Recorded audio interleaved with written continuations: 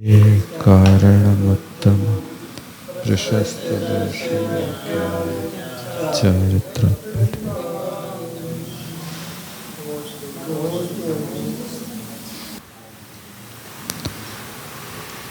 और उन्हें कहा था कि धर्म का लाभ हो, तो धर्म के लाभ के लिए इन्हें इस स्वरूप बताया। Mobile control. तो धर्म लाभ का अर्थ इन्हें कहा था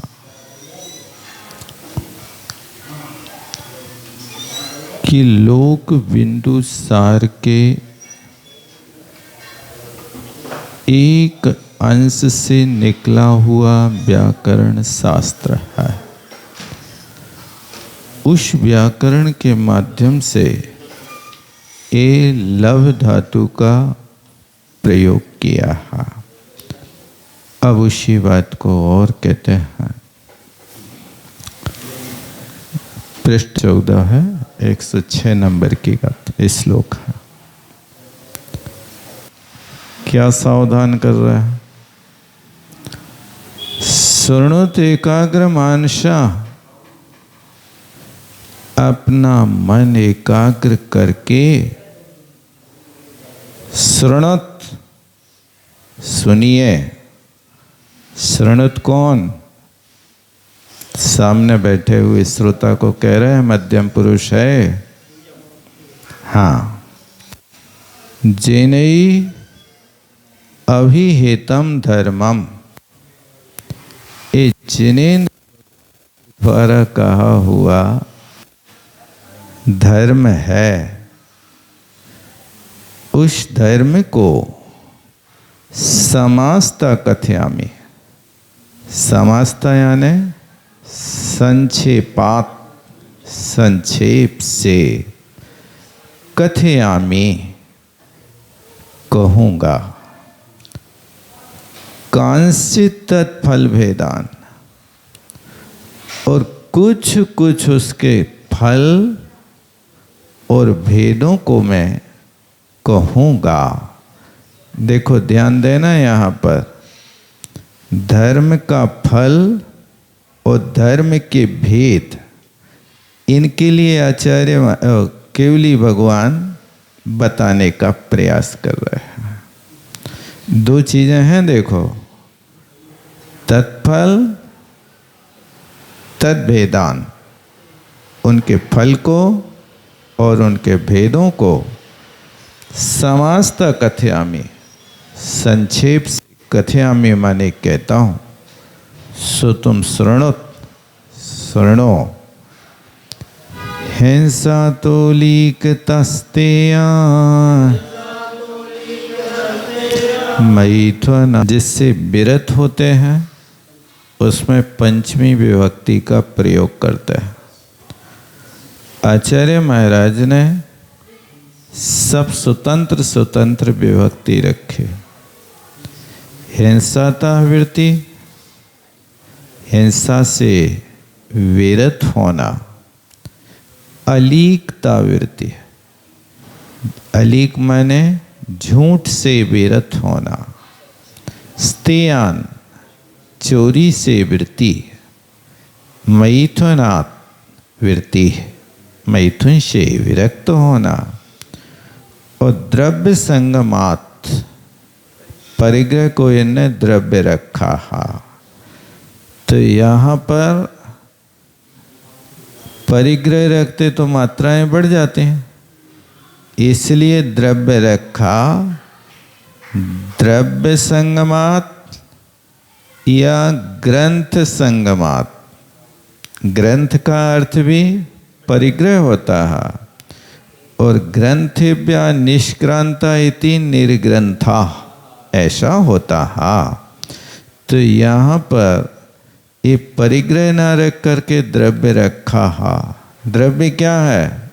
जो बाह्य 10 प्रकार का परिग्रह है, वो सारा का सारा द्रव्य के रूप में माना जाता है। द्रवति गच्छति इति द्रव्यम, वो क्षेत्र से क्षेत्रांतर होता रहता है, एक व्यक्ति के पास बनकर के नहीं रहता।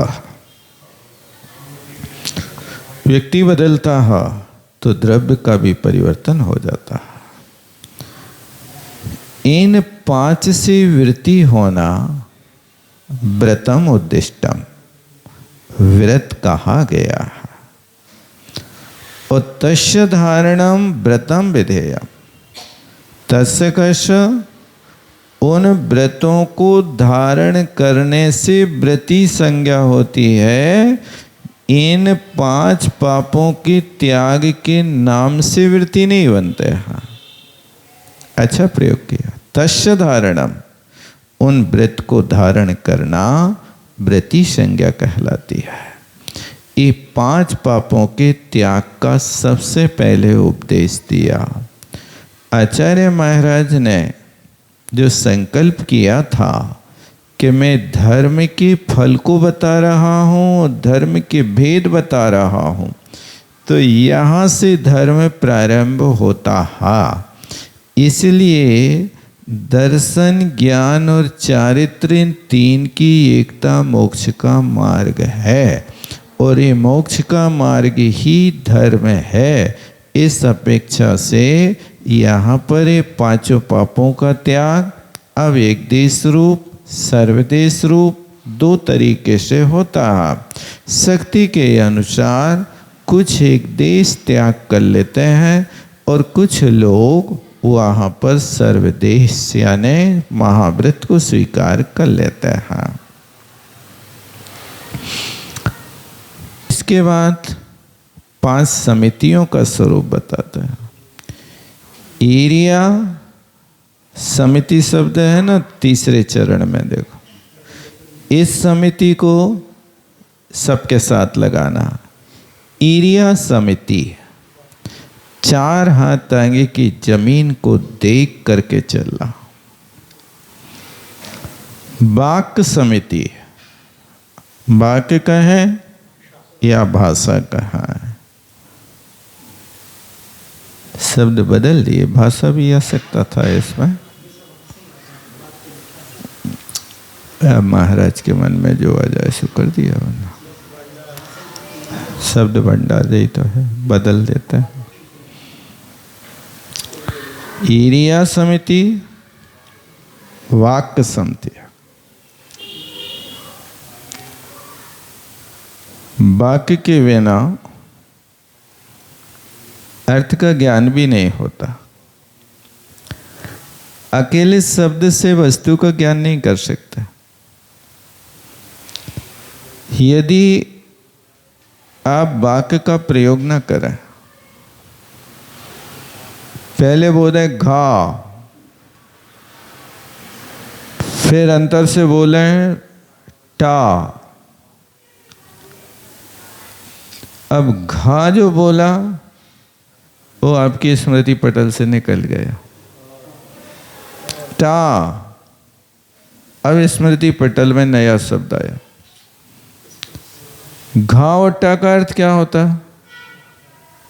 वर्णमाला तो होता, लेकिन वाक्य नहीं होता। इससे कोई बोध नहीं होता कि आप घा से क्या कहना चाहते।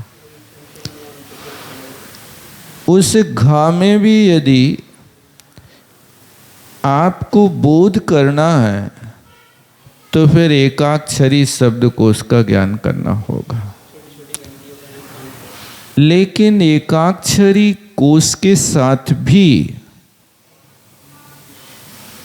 क्रिया का प्रयोग तो करना ही पड़ेगा। और घा आप यदि बिना पद बनाए बोलते हैं तो उसका प्रयोग भी नहीं कर सकते हैं, निषेध है। अपदम न प्रयुंजित, अपद का आप प्रयोग नहीं कर सकते। पहले पद बनाओ, फिर पद के बाद वाक्य बनाओ। इसलिए वाक्य कहा तो वस्तु का ज्ञान होता है तो वाक्य से ही होता है। वाक्य नहीं होगा तब तक आपको उसका कोई ज्ञान नहीं होगा। क्रिया के लिए प्रयोग करने से वाक्यांश कहते हैं। वाक्य नहीं है, लेकिन वाक्यांश से भी पूरे वाक्य का ज्ञान कर लिया जाता है। गच्छामि, अहम नहीं बोले तो चलेगा,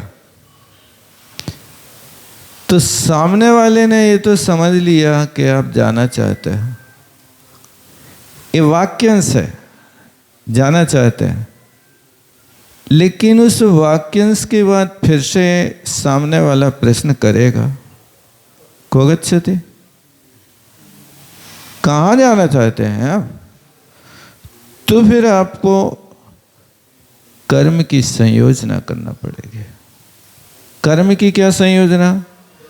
मंदिरम गच्छामि, गृहम गच्छामि, स्वाध्यायार्थम गच्छामि आदि आदि। जब आप ये पूरे वाक्य को प्रयोग कर देंगे तब अर्थबोध होगा। अन्यथा गच्छामि इतना कहने से जाना क्रिया तो पता चल रहा है, मैं जा रहा हूं, लेकिन मंदिर जा रहे कि मदिरालय जा रहे, क्या समझेंगे आपसे? ये होना उसमें आवश्यक है।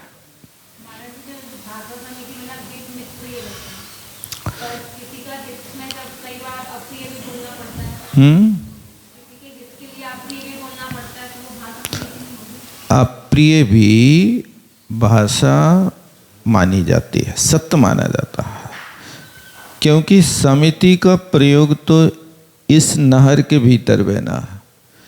लेकिन सत्य महाव्रत में आप अप्रिय बोल करके भी यदि धर्म, अहिंसा धर्म की रक्षा कर रहे हैं तो आप सत्यवादी हैं। लेकिन वहाँ पर बस इतना ध्यान रखना कि सत्यव्रत पल्ले के साथ में भी प्रिय भी होना चाहिए। यदि अप्रिय होगा और सत्य भी होगा तो सामने वाले की यदि कसाय भड़क गई तो फिर वो कसाय उदीर्णा में निमित्त बन गया, इसलिए वो हिंसा हो गई। कसाय भड़केगी तो हिंसा होगी, हिंसा होगी तो फिर वहाँ पर कर्मबंध की प्रक्रिया हो जाएगी। इसलिए उन शब्दों को भी जितना सुधार सको कोशिश करो। जैसे कई बार महिलाएं रोटी बनाती हैं ना, अब बनाते बनाते यदि आपके हाथ से कहीं ऐसी स्थिति बन गई कि उपयोग की व्यग्रता हो गई, अब वो रोटी का या तो नक्शा बदल गया अथवा कहीं हाथ गहरा उथला पड़ गया। अब वो गहरा उथला पड़ा तो क्या हो गया, कहीं मोटी कहीं पतली, नक्शा बदल गया, कहीं पर लंबी हो गई कहीं सकरी हो गई। इस परिस्थिति में वो रसोईया बैठ जाओ क्या करता है, अपनी शक्ति के अनुसार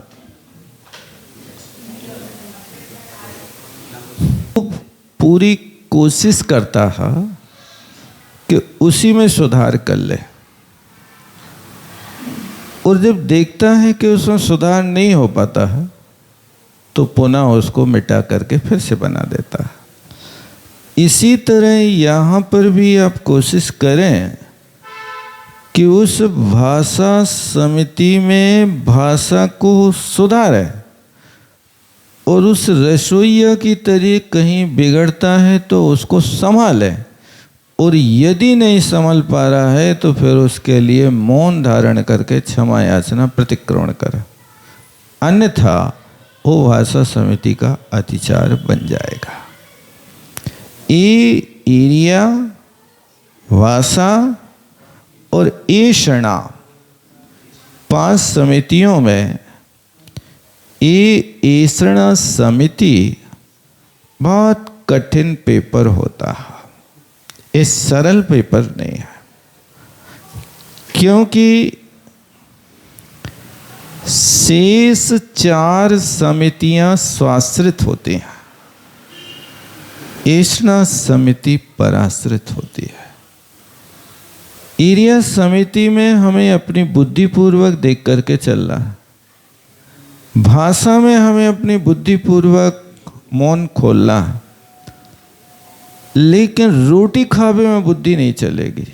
तुम ठंडा खिलाओगे तो ठंडा खाएंगे, गरम खिलाओगे तो गरम खाएंगे, कड़वा खिलाओगे तो कड़वा खाएंगे। और यदि वहां बिगड़ गया तो धूम और अंगार दोष में लिप्त हो जाएंगे। ये है, क्योंकि ये 5 समितियों में ये समिति एक ऐसी है कि जिसमें पर का आश्रय लेना पड़ता है। ये स्वाश्रित नहीं है। बस सप्तम गुण स्थान के ऊपर हो जाए तो स्वाश्रित हो जाए, फिर उसके बाद वहाँ कोई पराधीनता नहीं, कोई ज़रूरत नहीं। लेकिन जब छठे सातवें गुण स्थान में रहेंगे तो आपको अपनी गाड़ी वहाँ ले जाना पड़ेगी जहाँ पेट्रोल पंप होगा। पेट्रोल पंप तुम्हारी गाड़ी के पास नहीं आएगा। जाओ, खोजो, पूछो कहाँ मिलेगा पेट्रोल पंप, कितने किलोमीटर दूरी पर है, आपकी गाड़ी में पेट्रोल है कि नहीं है। रिजर्व है। रिजर्व का अर्थ क्या होता है? मतलब ये है कि तुम पेट्रोल पंप तक पहुंच जाओ। लेकिन पेट्रोल तो है कि नहीं, बिल्कुल खाली तो नहीं है टंकी, कुछ है। वो रिजर्व में रखना पड़ेगा आपको उतना। उस रिजर्व के रहते हुए आप अपनी गाड़ी भरा लो, नहीं तो फिर इंजन जलने लगेगा। ऐसे ही है ना, करना पड़ता है। इसी तरह यहाँ पर भी ये ऐषणा समिति बहुत मुश्किल होती। इसको पलवाने के लिए 10-20 लोग साथ नहीं देते क्या करो। और उन सब लोगों का जितनी भाव रहते हैं, सारे के सारे लोग पुण्य कमाते हैं। ऐषणा समिति पाल रहे महाराज, और सब कह रहे हैं बहुत अच्छा है, बहुत लाभदायक है, बहुत ठंडक। ठंड के दिनों में भी ठंडा ही पिलाएंगे और कहेंगे बहुत ठंडी रहती नहीं होता है ऐसा। बहुत मेहनत से बनाई, लीव तो आप हमने बनाई है, ठीक है। ये ऐषणा समिति का बहुतर पुण्य श्रावक को भी चला जाता है, सो उपयोगी हो जाता है।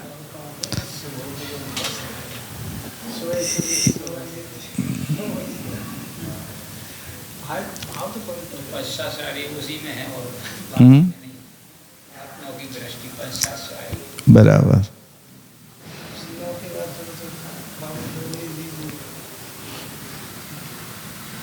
उसी में होता।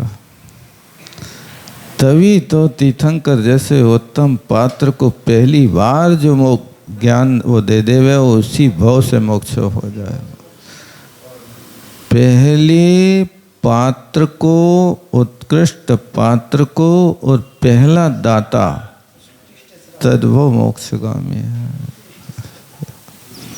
धर्म तीर्थ के प्रवर्तक भगवान होते हैं, तो दान तीर्थ का प्रवर्तक वो हो जाता है।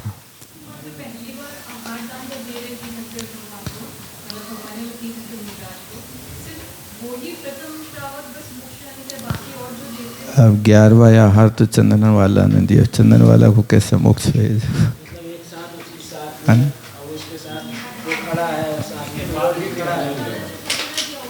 अब वो देखो अपनी पर्यायगत, अब जो साथी हैं जिनको लाइफ पार्टनर कहते हैं, लाइफ पार्टनर की योग्यता है क्या सप्तम गुण स्थान पाने की? भी तो देखो तीर्थंकर को भी देव है तो भी उनको तीसरा भाव तो लगेगा, इतना होगा। लेकिन पुरुष के पास ये योग्यता है कि वो काम कर लेगा। हाँ, 2 भाई आहार दे रहे, लेकिन दोनों भाइयों में श्रेयांश की प्रसिद्धि हुई भाई साहब। सोम को तो बहुत कम जानते हैं लोग, जानते नहीं हैं।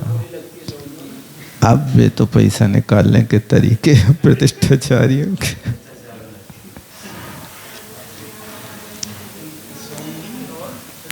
श्रेयांश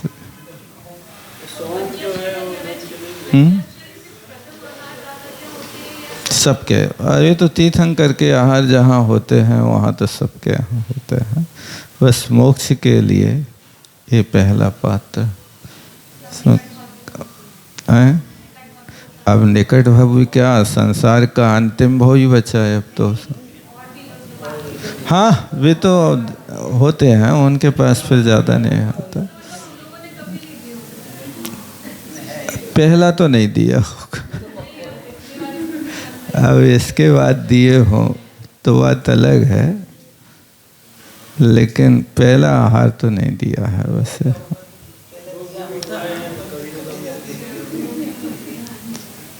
भोग भूमि तो बहुत बार गए, भोग भूमि के लिए कोई खास बात नहीं है। दान दिया, दान की अनुमोदना करी, सब कुछ किया, लेकिन अब दान भी दे रहे हैं तो उसमें इन्हें कहा अभी पहले प्रसंग में कि दाता के पास दो गुण मुख्य हैं,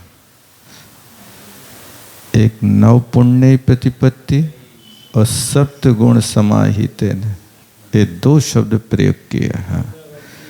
नव पुण्य माने नोई क्रिया पुण्य वर्धनी क्रिया, नौधा भक्ति है ना, इसको नव पुण्य प्रतिपत्ति, ये नौ क्रियाएं ही पुण्य की वर्धनी है। पड़गाहन कर रहे तो भी पुण्य हो रहा है, परिक्रमा कर रहे तो भी पुण्य है, पूजा कर रहे, पांच प्रक्षालन कर रहे, उच्च स्थान दे रहे, ये सारी की सारी उनकी। और फिर सप्तगुण समाहित है, दाता को 7 गुण का भी पालन करना आवश्यक है। उसके 7 गुण कैसे पल रहे हैं वो उसके ऊपर है। महाराज नहीं आ रहे हो, झुंझलाहट हो रही है, तो फिर अपना पुण्य हो जा करके समाप्त भी कर रहा है। कब तक प्रतीक्षा करें? ये प्रतीक्षा करने वाले जब संक्लेश में आ जाते हैं तो फिर उस परिस्थिति में वो अपना अंतरंग कारण नहीं देखते कि हमारे लाभांतराय कर्म का क्षयोपशम नहीं है, इसलिए लाभ नहीं हो रहा। महाराज का इसमें क्या दोष है? जब लाभांतराय कर्म का क्षयोपशम होता है तो बिना बुलाए उनके घर पे पहुंच जाते हैं। कहाँ देखो बियाबान जंगल में भीम राव अटवी में राम और सीता बैठे हैं, जहाँ कोई मनुष्यों के आने का नाम निशान नहीं, लेकिन मुनि महाराज आ गए। तीव्र लाभांतराय कर्म का जब क्षयोपशम होता है तो बिना बुलाए, बिना सोचे और बिना कुछ किए वहाँ पर महाराज एक नहीं 2 महाराज आ गए। ये लाभांतराय कर्म का विशिष्ट क्षयोपशम होता है। जहाँ पर लाभांतराय कर्म का क्षयोपशम होता है वहाँ पर सिंह जैसे एक श्रोता को सुनाने के लिए 2 मुनि महाराज, 2 वक्ता और 1 श्रोता, रिद्धिधारी महाराज उतर रहे हैं। ये किसकी महिमा है? बोलो तो अच्छे से खुल के दबीदार से नहीं बोलो, ये बहुत बड़ा पुण्य है। पाप के बिना तो आंखों से आंसू ही बहाना पड़ता बेटा, ये नहीं कहियो पाप के बिना। पाप के साथ तो सब कुछ होता है, पुण्य के बिना कुछ नहीं होता है। ये उन्हें लिखा, वने रणे शत्रु जलाग्नि मध्य महार्णवे पर्वत मस्तकेवा सुप्तम प्रमत्तम विस्मस्थितम वा रक्षन्ति पुण्यानि पुराकृतानि। इन्हें लिखा आचार्य महाराज ने कि देखो, पुराकृतानि पुण्यानि रक्षन्ति, पूर्व में किए हुए पुण्य के माध्यम से रक्षा होती है। उसमें चाहे आप वन में रहो चाहे रण में रहो। बनी अंजना सिंह की गुफा में बैठी है और वहां पर वन में जहां कोई व्यक्ति सहयोगी नहीं है। सुन रहे हो बच्चों? सुन रहे कि मोबाइल देख रहे? ध्यान से सुनिए। भाषा तो समझ में आ रही कि सब इंग्लिश मीडियम वाले हैं। क्या कहा?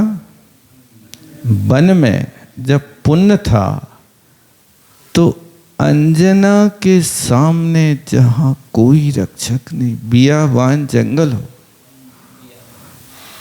और दो नारी हों, और स्त्री की प्रकृति स्वभाव से भीरू होती है, भयभीत होती है, महलों में जिसको डर लगता है, अब वन में क्या दशा होगी। और वहां पर जाकर के सिंह की गुफा में बैठी है और सिंह बिल्कुल बेरोक टोक। अपने घर में कौन रोकने वाला? आ रहा है। लेकिन पुण्य था कि उस गुफा में भी यक्ष रहता था। सिंह को रोका तुम जा नहीं सकते, लेकिन सिंह घुसा तो वो यक्ष सिंह का बाप बन गया। तुम शेर हो तो हम अष्टापद बनेंगे, तुम चतुष्पाय हो हम 8 पाए वाले बने। और अष्टापद बन करके सिंह को खदेड़ दिया और अंजना को राहत दिया। घबराओ नहीं, तुम तो अपना प्रसूति का कार्य निश्चल होकर के करो, मैं द्वारपाल बन करके बैठा हूँ। ये बने बियाबान जंगल में रक्षा हुई तो पुण्य से हुई, अन्यथा कौन रख सकता। बने रणे, रण में यदि पुण्य होता है तो वहाँ भी लोग तुम्हारे लिए सहयोग करने आ जाते हैं। अकेला लक्ष्मण खरदूषण से लड़ रहा, खरदूषण के साथ 14,000 अक्षौहिणी सेना खड़ी है और लक्ष्मण अकेला निहत्ता है, कुछ भी नहीं है इसके पास। ऐसे निहत्थे व्यक्ति को रणांगण में खड़े होकर के खरदूषण का बैरी आ गया विराधित, और लक्ष्मण से कहता है तुम चिंता नहीं करो, हम तुम्हारे साथ हैं, चलो तो हम तुम्हारे सारथी हैं, तुम्हें कहाँ रथ ले चल रहा है। और वो वहाँ पर विराधित, ना कोई जात पूछी, ना पात पूछी, ना कुछ पूछा, और वहाँ लक्ष्मण के रथ पे सवार हो गया और उसने कमान साधी और लक्ष्मण ने बाण चलाया और खरदूषण की 14,000 अक्षौहिणी सेना को धराशायी कर दिया। ये होता है रण में जहाँ किसी का कोई नहीं होता है, वहाँ पर पुण्य साथ होता है। ये पुण्य के प्रभाव से देखो रण में भी कहाँ से भूला भटका विराधित आ गया, और विराधित भी एक राजा का लड़का है। उस विराधित को देखा कि जब वो गर्भ में था तब खरदूषण ने विराधित के पिता से ये अलंकारोदय ले लिया था और उनको मार दिया था जान से। तो वो जब विराधित के लिए अपनी माँ बात बताती थी कि बेटा जब तुम गर्भ में आए तब ये अपनी नगरी छिन गई, राज्य छिन गया, तो खरदूषण राजा बन गया, हम कंगाल बन गए। सो हमने सोचा कि अभागा बेटा है, इसलिए तुम्हारी राज्य से विराधना हुई थी, इसलिए हमने तुम्हारा नाम विराधित रखा था। वो विराधित जब लक्ष्मण के साथ हो जाता है वो खरदूषण को मार डालता है। तब विराधित तो लक्ष्मण राम के पास पहुंचते हैं और राम के चरणों में गिरता है। तो लक्ष्मण कहता भैया इस खरदूषण के जो राज्य है इस विराधित को दिया जाए, इसने हमारा साथ दिया है। ये होता जब पुण्य होता है तो यहाँ पर रण में भी जहाँ कोई बात नहीं कर सकते, दुश्मन हो विद्याधर हो, आपके देश का कोई भी व्यक्ति नहीं।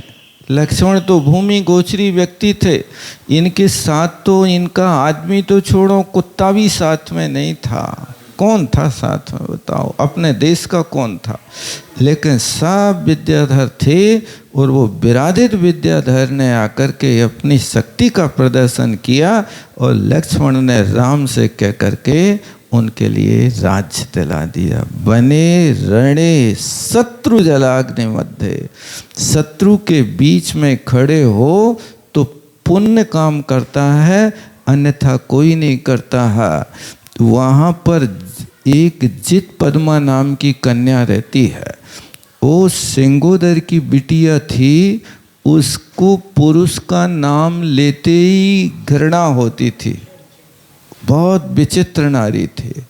फिर उसने ये संकल्प किया उसके पिता ने कि जो हमारी 5 शक्तियों को सहन कर लेगा उसके साथ जित पद्मा की शादी करेंगे, अन्यथा नहीं करेंगे।